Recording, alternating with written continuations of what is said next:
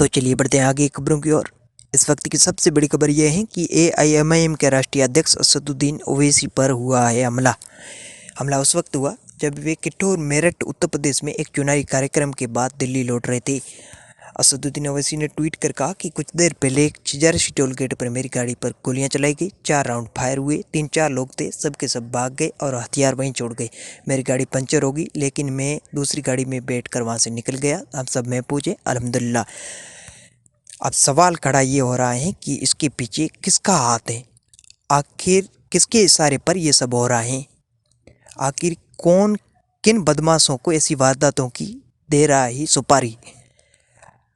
अब सोचने का विषय ये है कि इतने बड़े नेता के ऊपर इस प्रकार से हमला हो रहा है तो एक आम इंसान की सुरक्षा का हाल क्या होगा।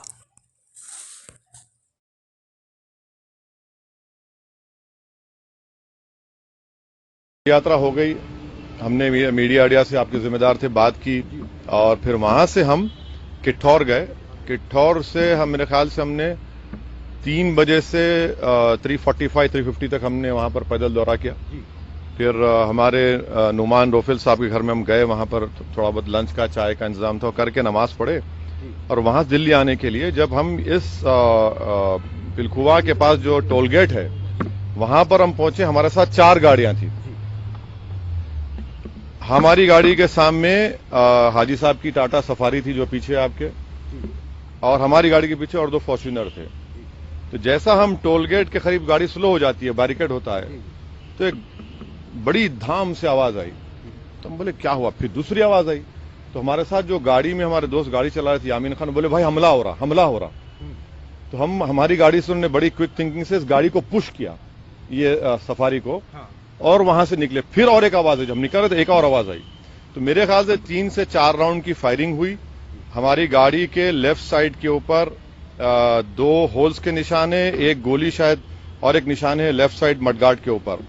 हम जब गाड़ी से आगे बढ़े तो हमारा, क्योंकि हमारी गाड़ी को हमने पुश किया, मारा, राइट साइड का टायर पंक्चर हो गया। फिर वहां एक फ्लाईओवर है, वहां पर गाड़ी रोककर हम इस गाड़ी में बैठ गए और दिल्ली को आगे, क्योंकि हमको लगा कि रेकी कर रहे थे, फॉलो कर रहे थे हमको।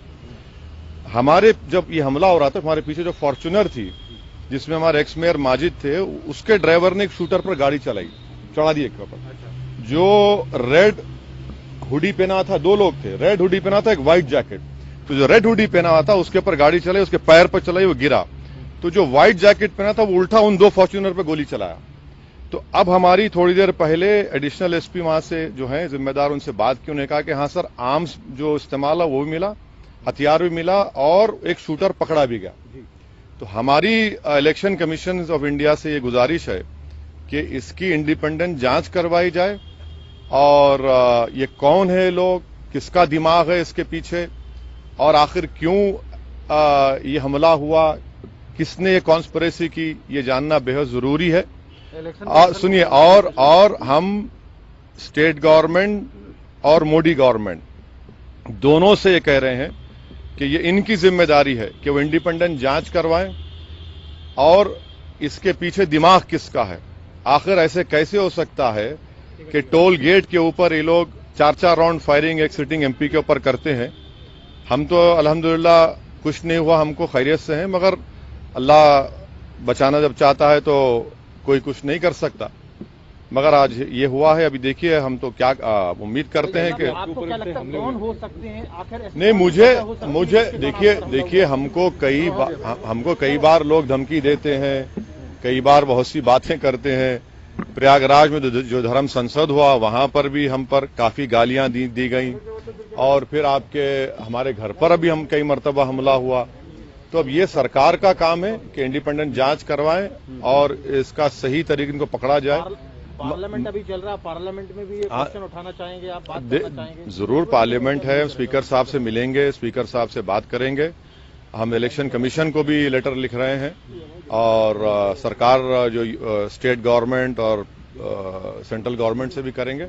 मगर अल्हम्दुलिल्लाह अल्लाह करम है, खैरियत से। ये ना सिर्फ कंडेमनेबल है बल्कि तो सबको सोचना पड़ेगा कि आखिर ये कौन लोग हैं जो इतनी हिम्मत करके गोली भी चला रहे हैं और ये सब हरकतें कर रहे हैं। सर, इलेक्शन से ठीक पहले ये सब होना क्या दर्शाता है? हाँ, अब नहीं मालूम मुझे, अगर ये लोग, ये मारने वाले अगर ये समझ रहे हैं कि हम पीछे हट जाएंगे, हम डर जाएंगे, हम शुरू दिन से कह रहे हैं कि जब तक हमको अल्लाह जिंदा रखेगा हम जिंदा रहेंगे, जिस दिन हमारा वक्त आएगा हम चले जाएंगे। मगर इस तरह के बुजदिली की हरकतों से, इस तरह से गोली चलाने से हमारे ना हौसले और हिम्मत में कमी आएगी, बल्कि इंशाल्लाह और हौसले हिम्मत बढ़ेगी। और हमारा मानना है कि जब अल्लाह बचाना चाहता है, मगर ये कौन ताकतें हैं और कैसे उत्तर प्रदेश में ये इस तरह की हरकत हो रही है, ये तो जनता को भी देखना है।